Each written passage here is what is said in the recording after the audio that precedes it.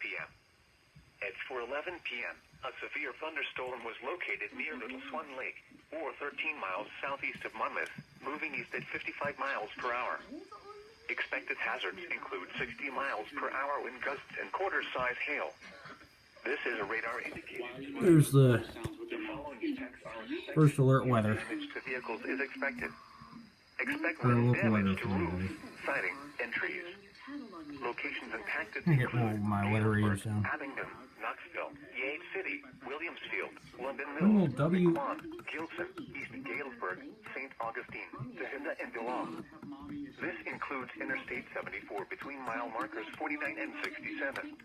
East Galesburg, St. Augustine, Tehilda, and Dillon. This includes Interstate 74 between mile At least the markers EAS 49 and activated this time on 67. WBNH.